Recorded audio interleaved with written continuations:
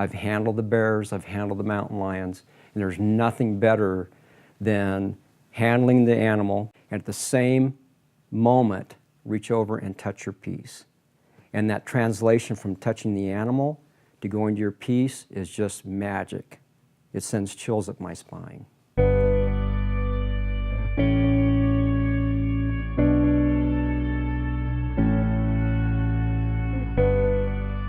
So here we are out of Africa, so what I will do is I'll just roll into the parking lot and I won't think about any particular species I want to sculpt, and just know that when I see it, I'll know it. And it could be something as simple as a macaw, or it could be an African lion, who knows. But when I see it, I'll know. A lot of what I do, I feel, is like a weightlifter would do in the gym. You're just training, and the more exercise I get with species of animals I may not be that familiar with, the better I'm going to be. And I don't care if it's going to be something that's going to be castable or it's just going to be on the shelf for the rest of its life in clay. It'll never change. Photographs flatten everything out. And so when you're working in 3 dimensions and you don't have that quality of the 3rd dimension there in a photograph, you're going to get in a lot of trouble. If you're really excited about a piece and you're really inspired, I can't get that from a photo. But if I have the actual animal in front of me, I don't care if it's an African lion or an aardvark, to me it's a living creature, and I love trying to capture that spark of life that I see in front of me. And a photo will never, ever do that for me.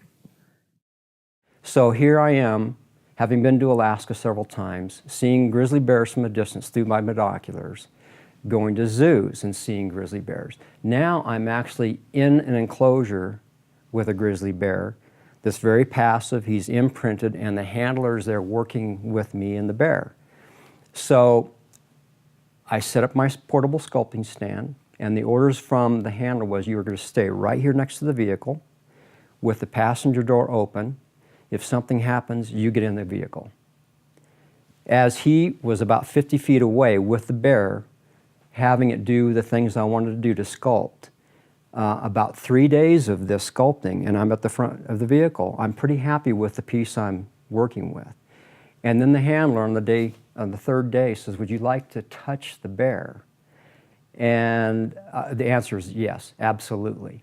So the protocol was I was to walk behind the handler, up to the bear, reach around the handle like it was his hand, and let the bear smell it.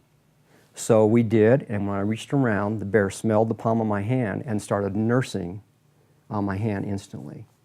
So the handler said, well, that's a sign of acceptance from the bear. Come around and see him.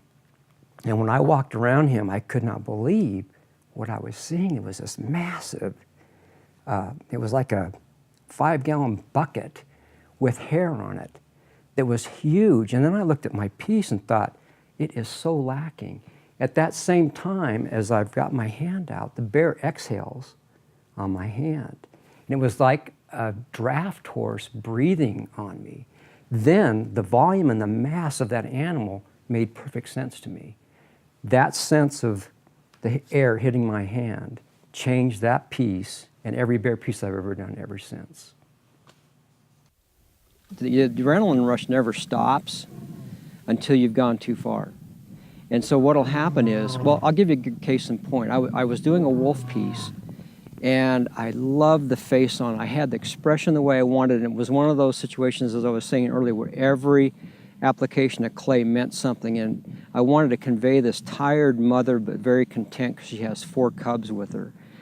And I had it really well done, I thought, for a field piece. And I knew it wasn't quite done, so I asked my wife, does it look a little unfinished yet? And she said, yes, it does. So I thought, okay, how many strokes with my tool will it take to go from what looks a little rough to finished? And on that entire wolf face, I counted 18 strokes in about 30 seconds. So I can go from a total adrenaline rush, knowing the piece is working, to a sick feeling in my stomach after too many strokes, and knowing I've erased something I really worked hard to get.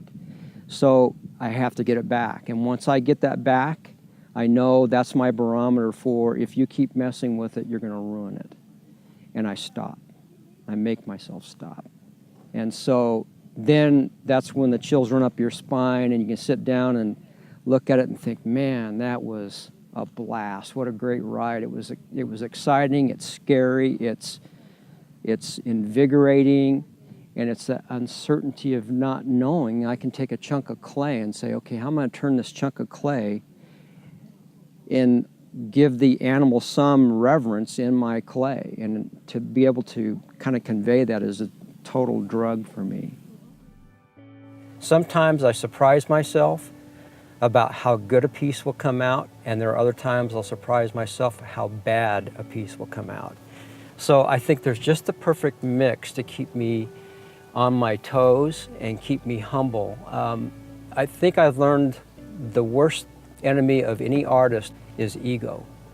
And the minute you think you've mastered your profession is the minute you stop learning, and I never want to stop learning. I think it's so important to look beyond the piece you're doing and know that there's another level you're going to get to that you're going to be even happier with if you keep the frame of mind that you'll never master it.